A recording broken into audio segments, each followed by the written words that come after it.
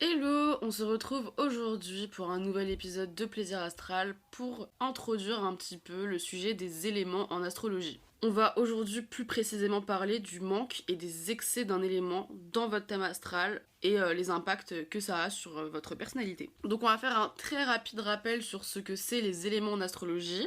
Tous les signes astrologiques ont un élément, donc soit le feu, la terre, l'air ou l'eau. À chaque fois, dans chacune de ces catégories, on va avoir 3 signes astrologiques. On va toujours commencer par le bélier qui est le premier signe de feu, puis le taureau, premier signe de terre, puis le gémeaux, premier signe d'air, puis le cancer, premier signe d'eau. Et on repart à nouveau sur un signe de feu avec le lion, puis la vierge en signe de terre, puis la balance en signe d'air, puis le scorpion en signe d'eau, sagittaire signe de feu, capricorne signe de terre, verseau signe d'air et poisson signe d'eau. Donc voilà, à chaque fois, ça va toujours être dans cet ordre-là. Donc les signes de feu, c'est des signes hyper chaleureux, généreux, très actifs, voire même sportifs, qui ont de l'énergie pour initier les projets, qui sont assez courageux, qui n'ont pas peur de tenter, qui sont passionnés, enthousiastes et spontanés. Les signes de terre, c'est plus des gens dans le réalisme, pragmatique, assez intègres, hyper sérieux, capables de s'organiser, qui aiment bâtir des choses solides, durables, hyper long terme, les signes de terre. On a les signes d'air qui sont hyper intellectuels, curieux, bavards, ils aiment le contact, l'échange, ils ont besoin de légèreté, ils ont besoin d'espace, et c'est des gens qui sont assez adaptables au changement. Ensuite, on a les signes d'eau, c'est les gens qui sont les plus réceptifs, empathiques, sensibles, qui ont beaucoup d'imagination, qui ont pas mal d'intuition,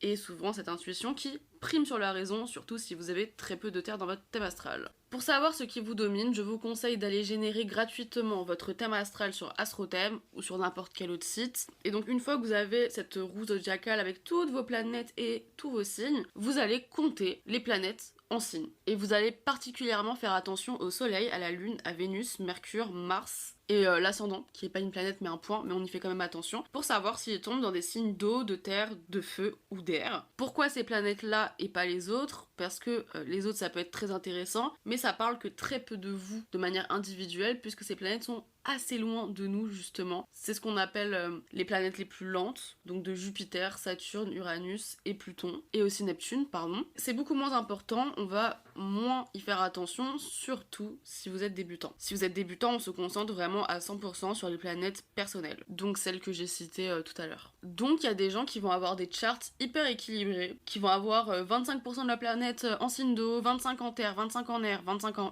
eau, pardon, mais ça va vraiment concerner une minorité de la population. La plupart des gens ont souvent des déséquilibres dans leurs éléments. Donc on va avoir certains qui vont avoir beaucoup de feu et très peu de terre, beaucoup d'air mais très peu d'eau. Il y a plein de combinaisons possibles. Je vais prendre tous les éléments un par un. Je vais un peu expliquer si on est en excès de chacun des éléments, qu'est-ce que ça fait, et si au contraire vous êtes en carence, qu'est-ce que ça fait. Donc on va directement commencer par l'excès de feu. Alors l'excès de feu, ça peut donner justement des personnes qui sont pas du tout raisonnables.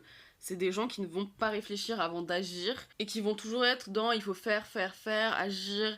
Et donc il y a un truc hyper brusquant, donc on peut se blesser, on peut parler trop vite, on peut manquer de réfléchir avant d'agir. Foncer vraiment droit dans le mur, c'est vraiment ça, les personnes qui ont un excès de feu. Évidemment, je parle bien des gens qui ont des excès de feu, mais pas d'autres éléments pour rattraper. Donc si vous êtes par exemple comme moi, où vous avez une dominante de l'élément feu dans votre thème astral, vous pouvez vous reconnaître là-dedans. Mais si vous avez d'autres éléments comme l'eau, la terre ou l'air qui vont justement venir quand même vous stabiliser, bah vous allez pas être comme ça. Par exemple, moi, j'ai, on va dire, 20-25% de terre dans mon thème astral, ce qui fait quand même que je suis assez stable. Je vais quand même réfléchir, je vais me poser, je vais poser les pour et les contre. Voilà, tranquille.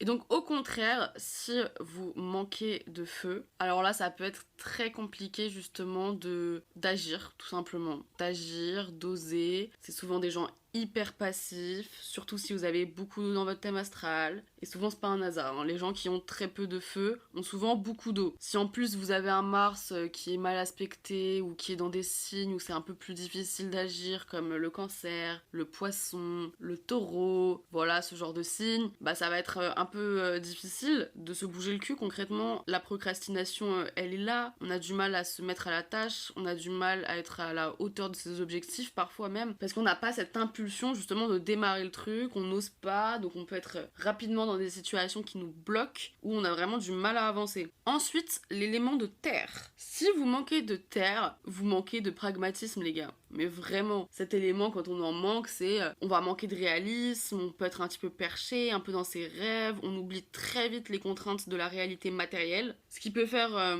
qu'on prend encore une fois des risques. Parfois on a des idées, des projets qui sont un peu perchés, ou on n'a pas forcément réfléchi aux problèmes budgétaires, aux problèmes d'organisation, aux problèmes de comment on va faire pour en arriver là, on n'arrive pas à créer des plans et à s'y tenir. Donc ça c'est vraiment la carence en terre. Et au contraire, si on a un excès de l'élément terre dans son thème astral, donc beaucoup de planètes en Capricorne, en Taureau ou en Vierge, on est des fervents défenseurs de la science. Regardez, l'astrologie, ça n'existe pas. Un grand mépris pour l'ésotérisme en général, très clairement.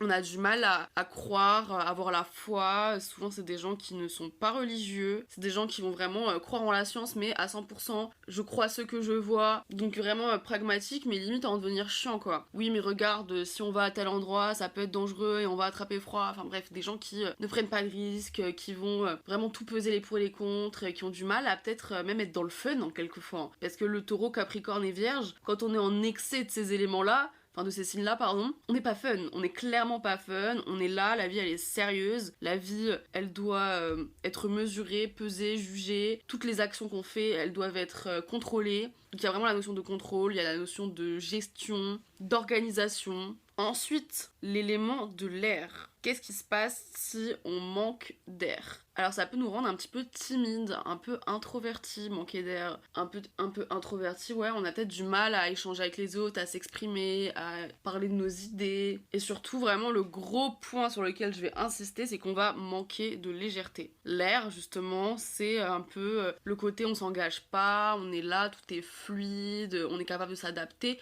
Donc manquer d'air, c'est se prendre trop au sérieux, pas arriver parfois à faire des blagues, être un peu...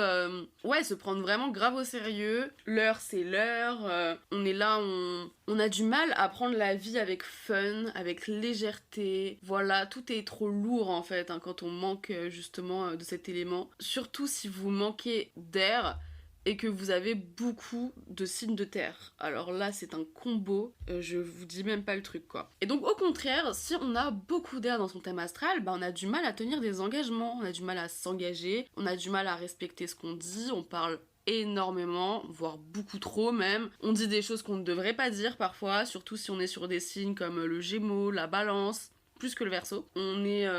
En plus d'être volubile, parfois on fait des blagues qui sont pas très drôles, on a du mal justement à prendre la vie avec sérieux, donc vraiment dans le contraire de ce que je disais tout à l'heure avec la carence en air. On a du mal à être sérieux, on n'arrive pas à avoir une seule conversation sans passer par des blagues, parce que dès que c'est trop sérieux, on se sent oppressé, on n'aime plus.